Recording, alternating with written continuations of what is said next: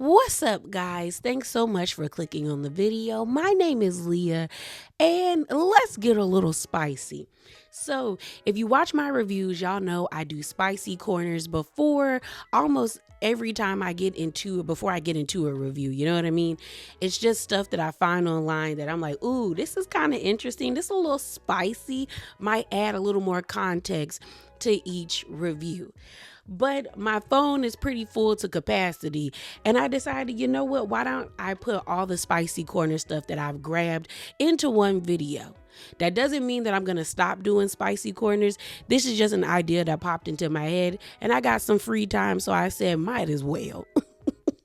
But let's get into it. All right, y'all. So first, let's talk about Real Housewives of Beverly Hills. So this is pertaining to Tuesday's episode that is coming up. So there's a sneak peek going around with Garcelle and Sutton talking about Dorit's robbery. Now, y'all know the people have not been feeling Garcelle. We only like 4 episodes in, and the people just don't see it for it. It definitely feels like a lot of people have been harboring like ill feelings towards her, but didn't have the courage to come out and say it until everybody started to feel the same way of not liking her about now. And this sneak peek isn't doing her any favors either, if we're going to be all the way honest. And basically in the sneak peek, and I'm summarizing, she was alleging that she felt like Dorit had nothing to do with the robbery, but maybe PK did. So PK didn't take too kindly to that insinuation. So he hopped onto his Insta story to, give his thoughts. So he basically took a screenshot and reposted the article that was written by Bravo TV about what Garcelle said in the sneak peek. And the title goes, "Is Garcelle Beauvais insinuating PK was involved in Dorit Kemsley's robbery?" Bravo TV official site. So PK says, "At Garcelle," and he added her, "There must be a better way of making money. Maybe change your manager. Hashtag RHOBH."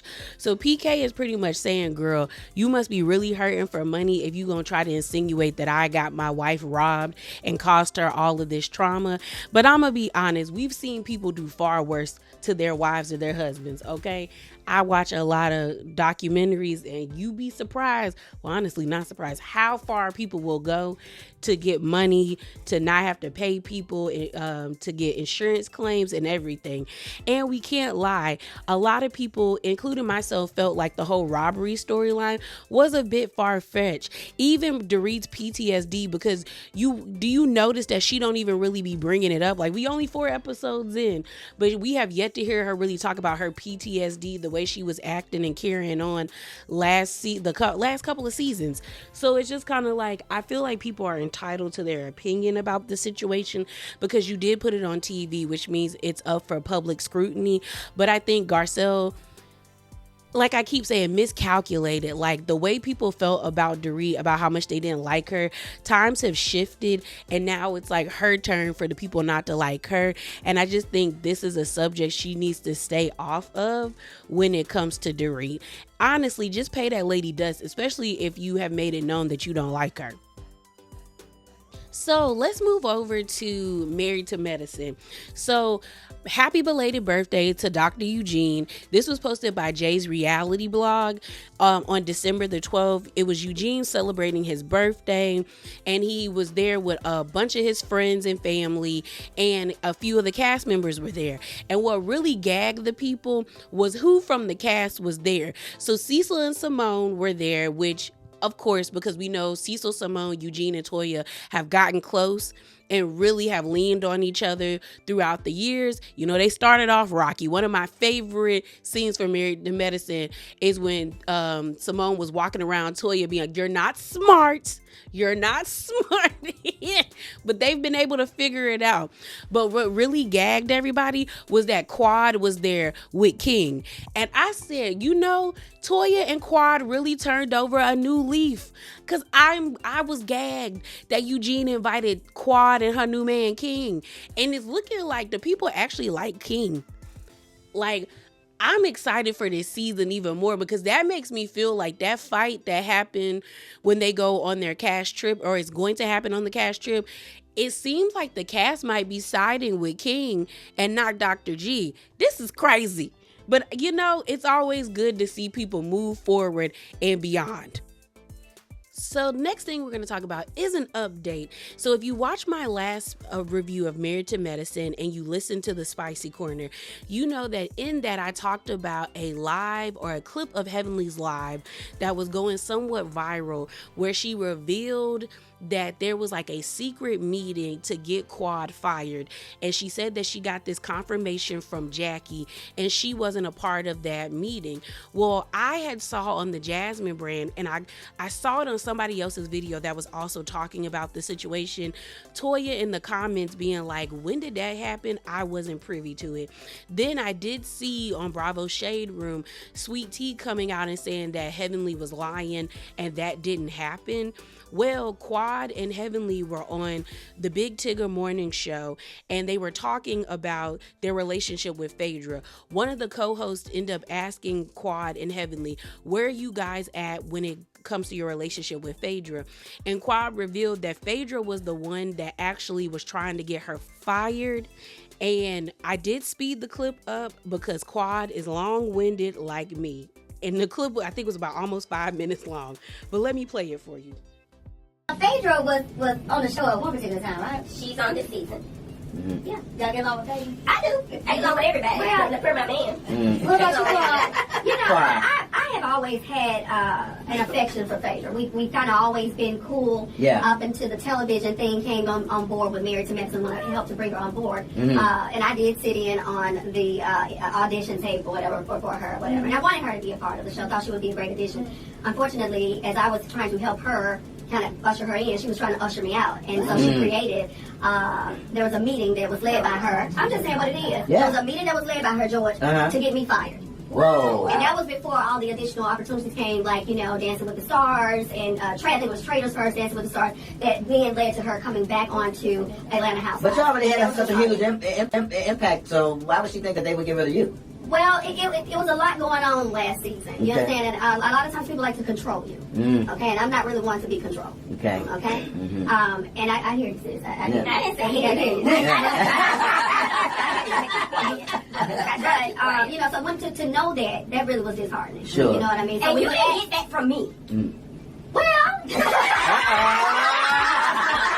Come on, Quad. Not just you, right? I will say this. Yes, I did get that from Heavenly, but it did not start and begin with Heavenly. Okay. But the confirmation. One thing about it, a lot of things come across my desk. Sure. And that came across my desk by a number of people, and then actually Heavenly put the confirmation on it. Because I just heard it from people, but Heavenly was in the inside at that time. Mm-hmm. And it put a stamp on it. And I was like, damn, Phaedra, that's what we're doing? Like, I really didn't understand why would you do that. You understand? Like, you were there. You were already in. Did you talk to her about it? She said that she didn't do it. She said, I wasn't doing, how did you hear that? Were you just saying it to say? I said, no, I don't say anything just to say it. I don't do anything for television. I don't say things just for the thrill of it. You did it. So where are y'all now? I haven't spoken with her. Would you be open to sit down with her and she say, hey, I apologize? I don't know. Here's the thing. Let me say this. There is a scene that we filmed this season of Married to Medicine. We were at the Dude Ranch. Okay. And Phaedra, they some kind of way, they mixed up our luggage. And anyway, they had Phaedra to walk my luggage to me. And I was wondering, why is she lingering around? She was still lingering. And she was lingering around, and, she wanted to talk, and she said, hey, I wanted to talk to you. And she said, what's happened? I said, you tried to get me fired, Phaedra. Mm-hmm. And this was on cameras and everything. Right. And she said, where'd you get that from? I wouldn't do that. I said, yes, you did. You did. And then, so she talked about it, and she apologized for it. And then, she did not like that I said it Candy benched her for 5 years. Because as long as, and I said it. Right. Did she? On business, she did. If Phaedra could not come back if Candy was still present. Okay? So are we keeping it real with y'all? We want to keep it 100. I was not afraid. I didn't come back yet. So I guess Heavenly was telling the truth, y'all. Because when I talked about that in the Married to Medicine Spicy Corner, I was like, I don't know. I was 45-55. Like 55% of me felt like Heavenly was putting 20 on 10 and the situation didn't really happen. But then 45% of me was like, nah, this is actually kind of plausible given the history of Married to Medicine. But I guess she was actually telling the truth because Quad is letting it be known in this interview, like, no, stuff comes across my desk all the time. And I heard about the meeting, but Heavenly pretty much confirmed confirmed it to me when she came out and said what she said. Now, I don't think Heavenly knew everything about the meeting, even though she said, you know, they tried to get her fired. I feel like if Heavenly knew who was all involved in that meeting, she would have threw them under the bus. No questions asked. Like, she said that Jackie wasn't there, but Jackie was the one that told her about the meeting. Toya basically said in the Jasmine Brand's comments, girl, when did that happen? I didn't hear nothing about that. You got Sweet Tea on Twitter being like, she's a liar. She makes up lies when she's mad at people. And I definitely don't think Heavenly is loyal to Simone. I feel like she would have threw Simone under the bus if she was there. So maybe Heavenly didn't know that Phaedra was the one that was a part of this conversation and leading the charge. It definitely gives like it was like a private production meeting, and I do feel like they were going to usher Quad out and bring Phaedra in as her replacement, because the way that the ladies gave Quad her walking papers last season, which was like a group effort, and then Phaedra switched up on her in Napa Valley, definitely gave that production was getting tired of Quad and either was punishing her or basically letting her know like, girl, we run this, you don't run this. But I don't feel like any of the other ladies were a part of this conversation. But I can see Phaedra doing this because it makes sense. Like, if we're going to be honest, Phaedra and Quad have similar personalities. Not the same personality, but similar personalities, where I can see a production company being like, why do we need both of them? You know, they both wear, you know, the different color wigs. They both do yes, girl, yes, mama, honey child, all that stuff, like, ooh, and making faces and saying things like that. And I feel like they were like one or the other. And I feel that the production company miscalculated the value that fans see and have invested in Quad, that they weren't prepared for the backlash that they received. And that's why Quad is back. I also feel like Phaedra was trying to find a permanent job because maybe she had given up hopes of getting back on Real Housewives of Atlanta. But I do think it's pretty interesting that Quad said she did all of this before Traders, before Dancing with the Stars, before getting back on Real Housewives of Atlanta, which makes me feel like Phaedra was trying to secure like a permanent spot on this show, so she would have to stop like reality hopping. But because before she got too Married to Medicine, I think the only time I saw Phaedra was on Real Housewives Ultimate Girls Trip, and maybe I saw her pop up on Dubai. She was on Dubai and one other reality show, but that's not a consistent paycheck, and I feel like she was trying to hold on to her job. Not saying that is right, but I definitely can see Phaedra doing it, and which makes Quad saying that Phaedra was the one that led the charge more plausible and believable. I do hope we get to see Phaedra and Quad interact at the Dude Ranch. I want to see it. I want to see Quad check Phaedra, but we probably won't see it, you know. I'm starting to wonder if Phaedra's going to even come to the reunion, because the way she act like Married to Medicine is beneath her. I can see her being like, I don't have to, but we'll see. So let's move on. So next, let's talk about Real Housewives of Potomac. So I guess congratulations are in order to Miss Jacqueline. So on the 12th, Jacqueline revealed that she is expecting. Jacqueline is pregnant. You know, the maternity shoot, it's okay. I think the best picture she has is one where she's laying on her side. I think she looks really pretty right there. I'm not really a fan of the whole naked pregnancy pictures. I guess maybe to me, I feel like it's redundant and everybody does it. I like when there's pregnancy photos that are like outside the box, you know what I mean? But shouts out to her. You know, I wonder who the daddy is. Is it PP? You know, aka Patrick. They've been on again, off again for 13 years. So I could definitely see her getting pregnant by him again. Shouts out to the Twitter account, Karen Huger's Wig. I think they also have a YouTube channel. When I tell you that person put in the comments, yes, is Mia the father? I screamed when I read that out loud. Like when I say you, I cackled so loud because I said, you people are a mess. That is Mia the father. But I do wonder, with Jacqueline being pregnant, is she going to come back for season 10? Yeah, season 10, if Mia comes back.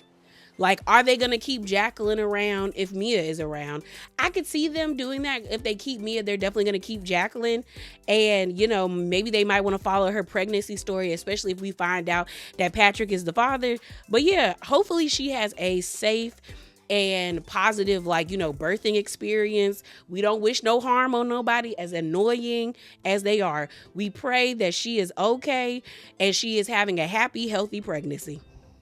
So let's talk about Gizelle. So Gizelle was on The Breakfast Club recently, and some of her clips kind of went viral. So the first one I want to play for you guys is her talking about the toxicity happening on reality TV after DJ Envy asks how is Potomac still staying the course with all these other reality shows getting canceled.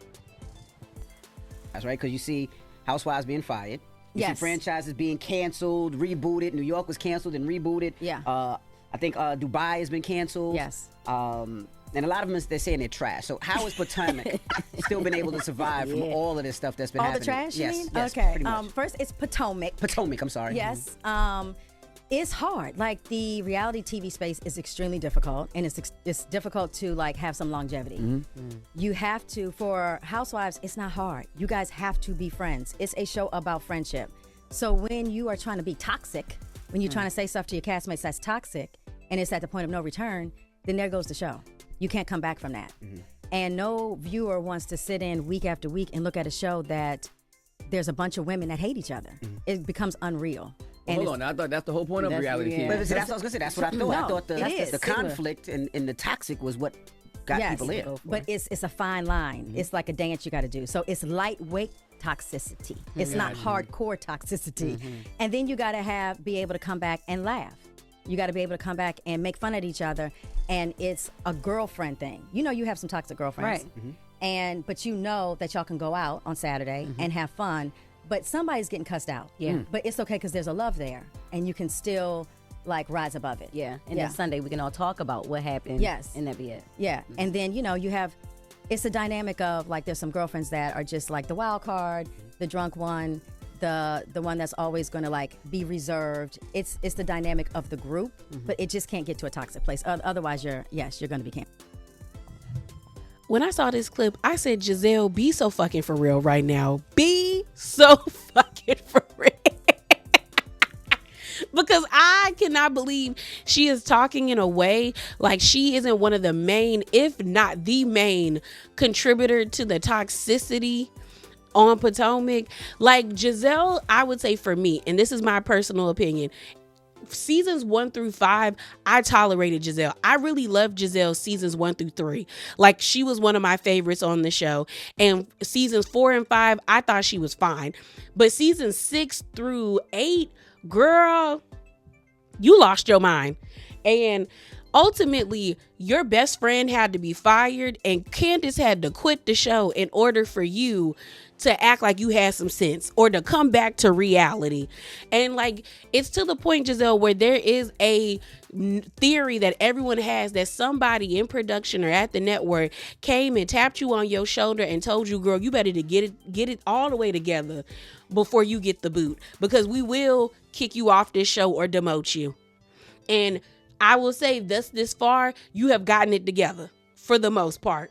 For the most part, we haven't really seen you get in your bag, but that's because you don't have somebody that you hate. But now you have Mia. So we might get the nasty Gizelle. And this will be the only time I would say that it is warranted. Well, no, there's other times that I say Giselle's nastiness was warranted. But this right here, I would give you full pass to go off on Mia for trying you the way she did. But girl, don't act like you didn't contribute to the toxicity. Or again, like I said, wasn't the main person who was being toxic, because you were the person that was icing people out, hurling accusations at people. Like, you need to take accountability, sis. Please. So the next clip I'm going to play for you guys is, again, Gizelle sitting down with the Breakfast Club. And she talks about her relationship with Karen as well as where she stands with Mia. And obviously, we started the show together. Yeah.